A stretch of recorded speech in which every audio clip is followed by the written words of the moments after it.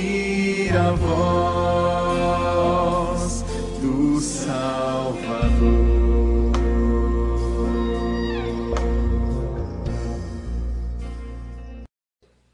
Marcos capítulo 10, a partir do versículo 17.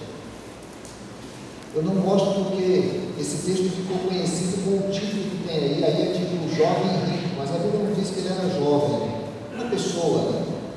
E diz assim: e pondo-se Jesus a caminho, correu um homem ao seu encontro e, ajoelhando-se, perguntou-lhe: ó mestre, que farei para herdar a vida eterna? Respondeu-lhe Jesus: por que me chamas bom? Ninguém é bom, senão um, que é Deus. Sabes os mandamentos: não matarás, não adulterarás, não furtarás, não dirás falso testemunho, não defraudarás ninguém, honra teu pai e a tua mãe. Então ele respondeu: mestre, tudo isso tenho observado desde a minha juventude. E Jesus, fitando o amor, e disse: só uma coisa te falta. Vai, vende tudo o que tens, dá-o aos pobres, e terás um tesouro no céu. Então vem e segue-me. Ele, porém, contrariado com essa palavra, retirou-se triste, porque era dono de muitas propriedades. O Pai, essa é a tua palavra. Nós somos povo que a ouve, povo que a prega, povo que nela crê. E agora nós estamos nesse instante tão importante da nossa vida, pedindo ao Espírito Santo do Senhor que haja entre nós e faça aquilo que o Senhor se propõe.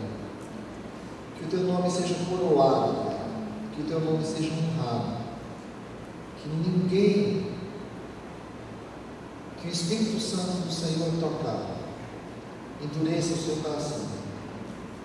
Que o nome do Senhor seja glorificado, em nome de Jesus. Amém. Queridos, a gente conhece várias situações. Eu tenho a situação do meu pai, por exemplo. Meu pai é uma pessoa boníssima, uma pessoa maravilhosa, um cearense quase que analfabeto, se for contar para os dias de hoje, mas ele era alfabetizado o suficiente para ler, para escrever alguma coisa. Era uma pessoa de alma muito boa, era uma pessoa de coração muito bom, de temperamento muito fácil de conviver. Meu pai é uma das pessoas mais maravilhosas que eu já conheci. E meu pai acreditava em Deus, e acreditava em Jesus, e acreditava um pouquinho em Maria, talvez, e acreditava em algumas coisas. Mas ele não acreditava numa coisa, ele não conseguia crer numa coisa. E eu perguntava para ele, uma vez eu perguntei para ele o que ele achava da Bíblia, e ele disse que a Bíblia era o livro mais certo do mundo. E eu falei para ele sobre essa coisa, e ele disse: mas aí não dá. Então a Bíblia é o livro mais certo do mundo, mas tem uma coisa que ele não conseguia acreditar. E aí eu estou pensando nisso hoje, para fazer essa reflexão, para pensar: você acredita na Bíblia? Você acredita que a Bíblia é verdade? Ou você acha que isso aqui foi alguma coisa, a Bíblia foi escrita em mais ou menos, são 66 livros, é muito tempo, em que cada livro desse foi escrito por pessoas as mais diferentes, durante milênios. Cada livrinho foi escrito numa época, e a Bíblia vem contando uma mesma história, e ela não se contradiz, e ela se completa, e as coisas foram se confirmando à medida que os séculos e os milênios têm passado.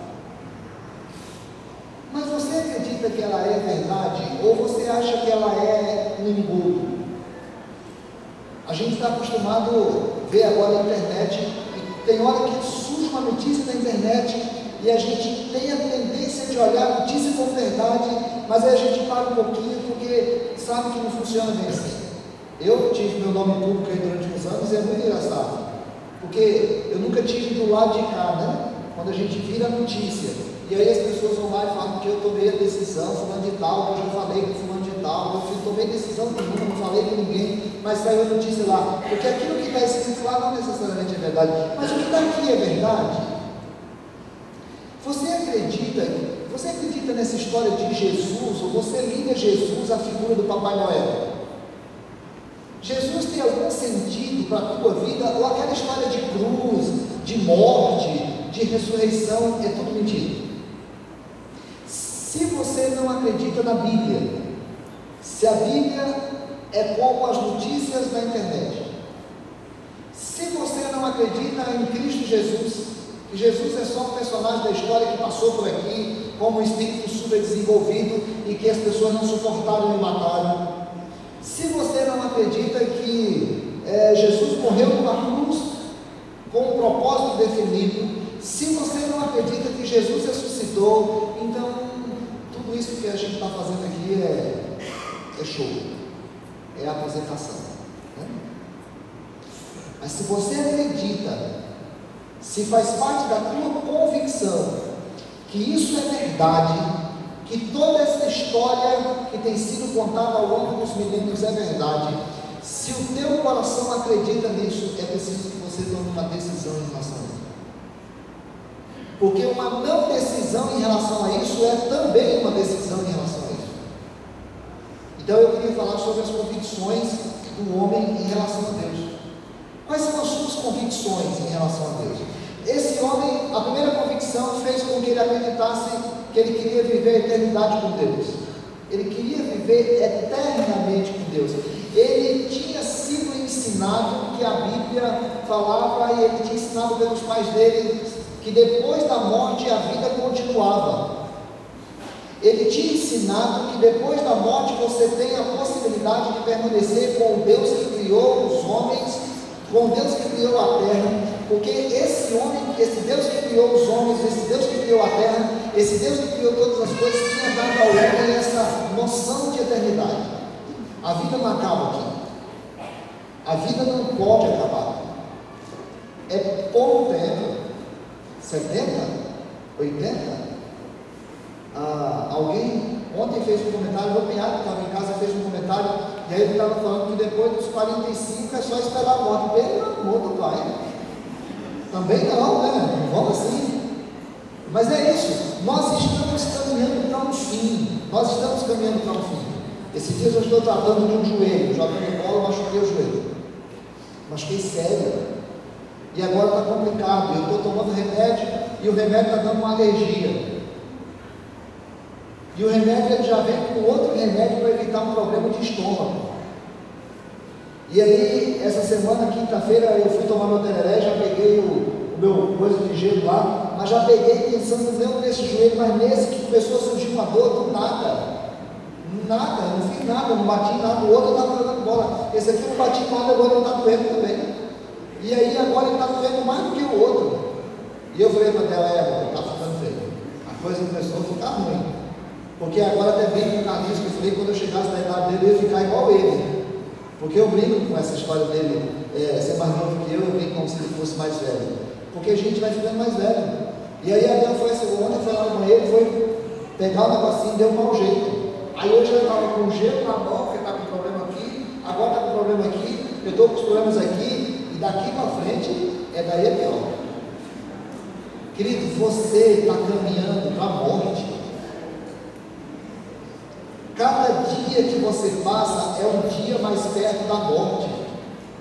Quem está te esperando lá na frente é a morte, de braços abertos, dizendo: seja bem-vindo. Todos nós caminhamos para a morte. Não é possível que a nossa vida seja só isso. Esse rapaz sabia disso. Esse rapaz, a Bíblia diz que ele chega diante de Deus, diante de Jesus, ele encontra Jesus. Jesus é um mestre, e como mestre ele ganha todo o respeito daquela região. Aquele homem cai de joelhos. Olha que lindo isso. Aquele homem cai de joelhos diante de Jesus.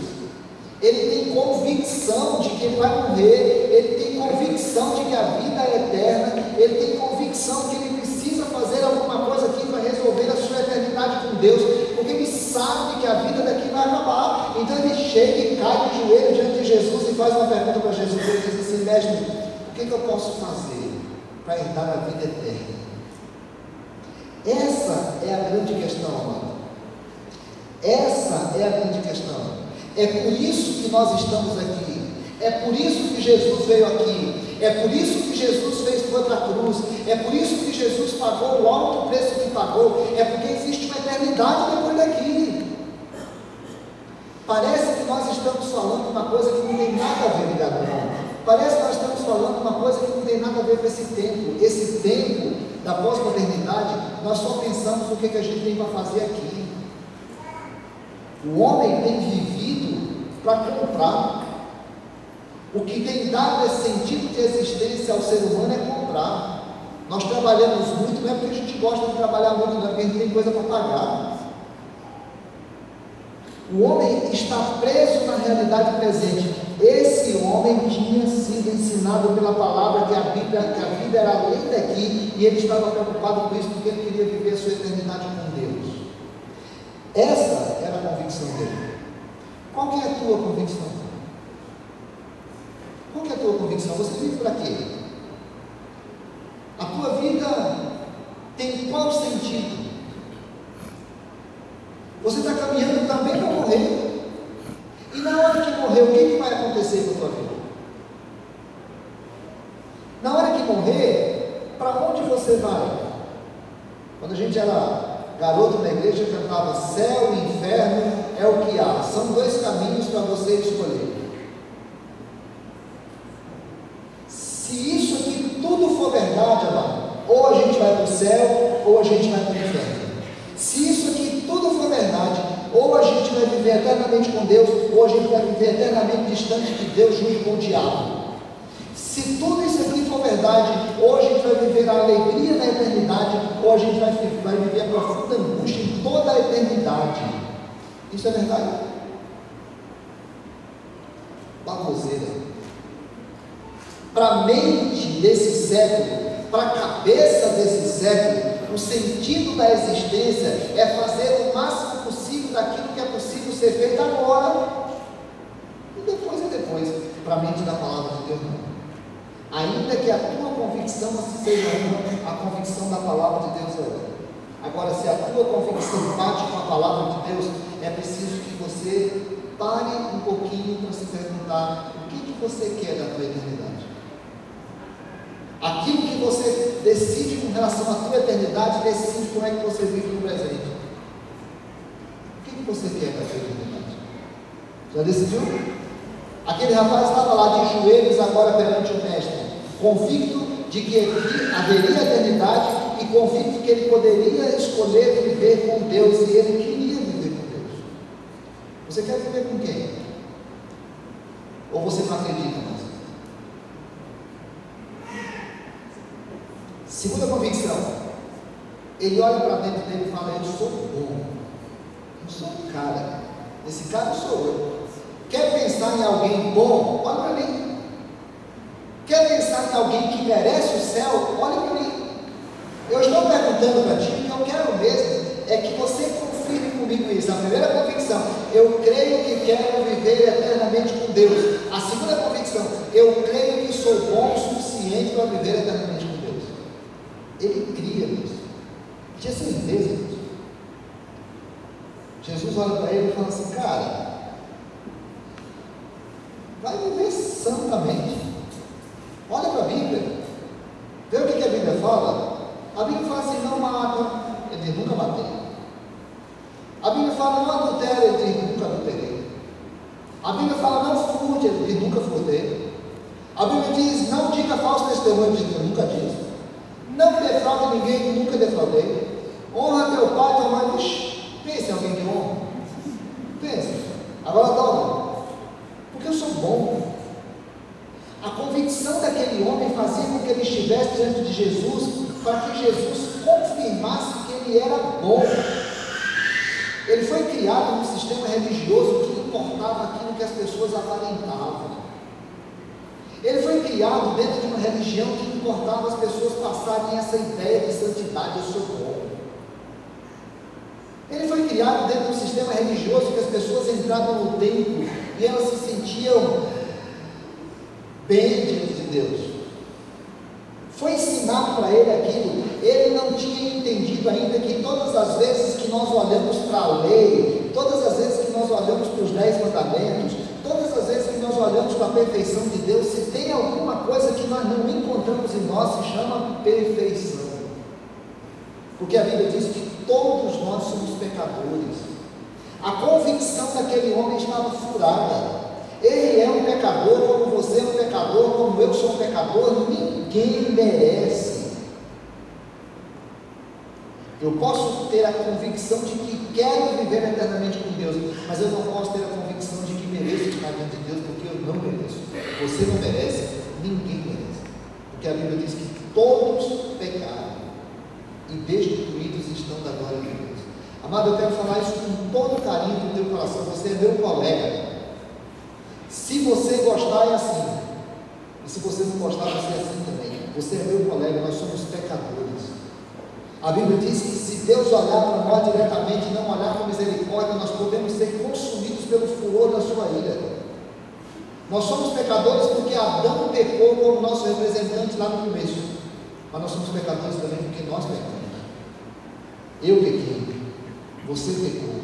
E nós nunca vamos compensar os nossos pecados com coisas boas que nós fizemos, porque Deus não faz troca. A Bíblia diz que Deus não toma por inocente o culpado. Quando Deus olha para você, quando Deus olha para a tua alma, quando Deus olha para a tua vida, Ele sabe como você, que você é pecador. Quando Deus olha para mim, quando Deus percebe a minha existência, Ele sabe que, como você, eu também sou pecador. Aquele homem estava enganado.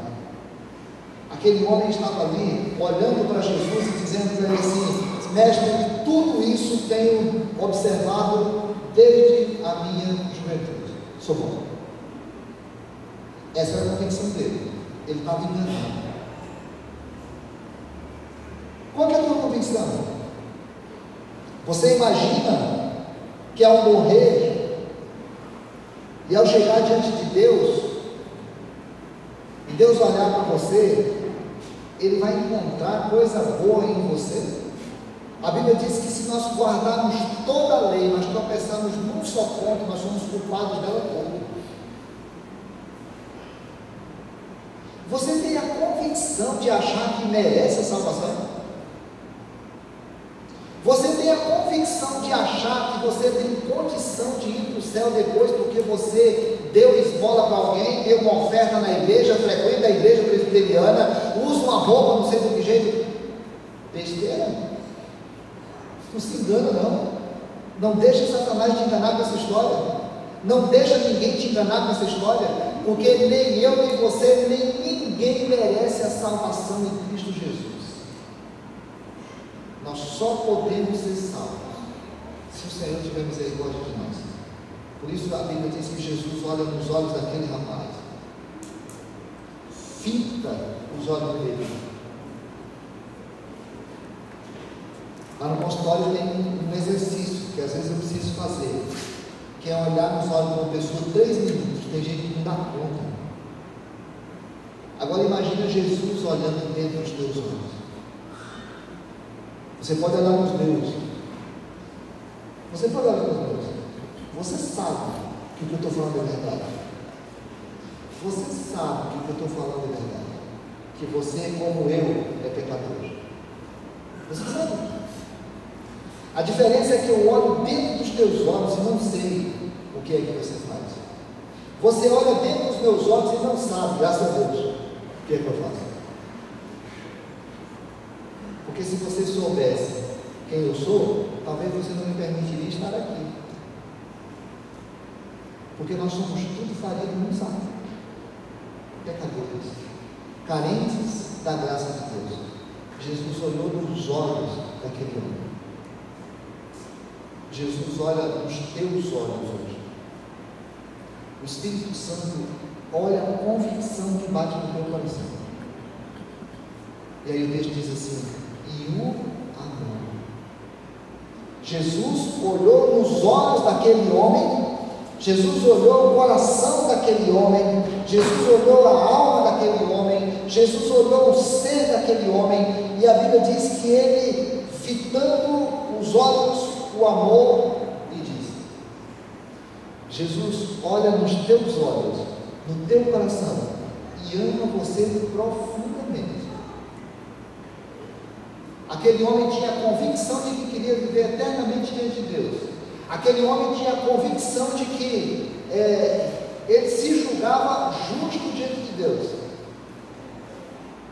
Mas aquele homem não tinha a convicção de que Deus era a coisa mais importante que podia ter na vida dele. Essa convicção ele não tinha.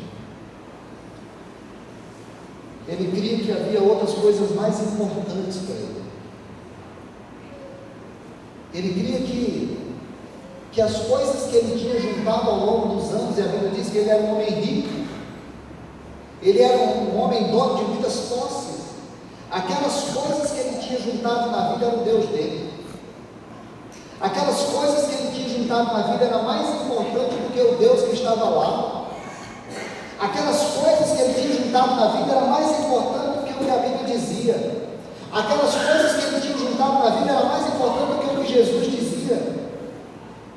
E Jesus, que ao olhar os olhos dele já tinha visto o coração dele, sabia que não existe um homem justo. A Bíblia diz que não há um justo sequer. Aquele rapaz estava ali diante dele se colocando como justo, mas não era. Jesus vai dar ferida no coração dele e fala: cara, está faltando uma coisa para você. Esse é o teu problema. Já que você é santo, já que você é perfeito, já que você se julga bom, falta uma coisa só para você. Vende tudo que você tem, dá aos pobres, e depois você vem e você vai merecer a vida eterna. Vende tudo que você tem, aí você vai me seguir. Porque ninguém pode me seguir se tiver alguma coisa mais importante do que eu. Ninguém, gente, é sério. Está vendo o que eu estou falando? Essa semana passada veio um rapazinho aqui, jovem, e aí ele falou comigo e falou assim: pastor, eu sou lá de tal lugar, eu sou assim, não casei, estou morando aqui agora pertinho, e eu quero saber o que eu faço para seguir para essa igreja. Eu falei para ele: vem para cá, fica aqui. O Jesus não é assim não. O Jesus não é só vem para cá, é verdade. Você vem para cá se você considerar que eu sou a pessoa mais importante da tua vida. Você vem para cá se você tiver a convicção de que não existe nada mais importante da tua vida. Você vem para cá se você crê que a única possibilidade que você tem de salvação sou eu. A Naira citou aqui: não existe qualquer outro nome pelo qual importa que nós sejamos salvos. Meu amado, Jesus Cristo morreu na cruz por você. Jesus não morreu na cruz por um acidente. Jesus não morreu na cruz porque os homens quiseram matá-lo. Jesus veio para cá sabendo que deveria ir para a cruz por causa de você. Ou você acha que é brincadeira? Essa semana eu falei com uma pessoa: tu acha que é brincadeira? Eu vou virar as costas então para Jesus? Por quê? Porque Jesus estava de brincadeira? Jesus morreu na cruz por você, para que você não fosse condenado no dia do juízo, porque Ele já pagou o teu pecado, Ele já morreu na cruz no teu lugar. Era você quem merecia morrer, era eu quem merecia morrer, porque nós somos pecadores, nós merecíamos morrer, mas Jesus foi na cruz por você. Mas Jesus só que às vezes as pessoas ficam presas a algumas coisas. E Jesus diz: você pode me seguir, mas você não pode ter prioridade hoje. Você pode me seguir, mas você não pode ter outra prioridade. Eu queria que, se você quiser ser membro dessa igreja, é relativamente fácil. Mas se você quiser seguir Jesus, você precisa crer que Jesus é o ser mais importante que existe na tua vida. E aí nós que já somos velhos de fé, precisa parar para fazer uma pergunta: será que Jesus é mais importante para mim? Eu creio mesmo em Jesus? Semana passada eu estava num encontro de jovens lá e tinha uma menina que usou uma frase que a Dani tinha citado, lá dentro do centro, que se Jesus não for suficiente para a gente solteiro, não vai ser suficiente casado. Jesus é a maior alegria que o ser humano pode ter. Jesus é o sentido da existência humana, porque nós depositamos toda a nossa vida, toda a nossa confiança em Jesus. Nós temos a convicção de que existe vida eterna e nós queremos vida eterna com Deus, e Jesus diz: vinde a mim todos vós que estáis cansados, sobrecarregados, e eu vos aliviarei. Nós acreditamos que existe um céu, e Jesus diz assim: eu vou preparar lugar, porque quando eu for e vos preparar lugar, voltarei e vos receberei para mim mesmo, para que onde eu esteja, estejais vós também. Eu sou o caminho, ninguém vai ao Pai, senão por mim. Aquele homem tinha a convicção de que ele merecia a salvação, não precisava de um sacrifício. Nós não temos essa convicção. A nossa convicção é que Jesus morreu na cruz por nós e nós precisamos dele, sim. E nós temos a convicção de que nada é mais importante na minha vida que me impeça de seguir Jesus. Aquele homem era os bens materiais dele. Quando Jesus disse isso para ele, eu fico triste quando eu leio esse texto, porque eu não gosto do mais, eu não gosto do porém. Toda hora que aparece um porém, ele muda tudo que tem anterior. Às vezes ele faz uma mudança boa, mas às vezes ele faz uma mudança ruim, porque o texto diz assim: ele, porém, contrariado com essa palavra, retirou-se triste, porque era dono de muitas propriedades. Senhor, que pena, né? A gente estava se dando tão bem na conversa, estava legal, o assunto estava bom, o senhor é um cara inteligente, muito bom, tem tantos mestres, eu gostei do senhor. Só que essa partezinha final não dá não. Não quero não. Eu prefiro dizer ao senhor: o senhor fica aí com a sua história, o senhor fica aí com a sua doutrina, o senhor fica aí com a sua verdade, porque eu não tenho nada a ver com isso. Eu sou indiferente nisso. Meu Deus, minha esperança, meu futuro é meu trabalho, é meu dinheiro, é meu estudo, é minha casa, é meu carro, é meu pecado. Eu sou meio apaixonado por aquele pecado, não estou disposto a abrir mão. É minha vida social. Senhor, valeu, né? Foi bom estar contigo, ficar contigo, falar contigo, mas fica aí, não quero não.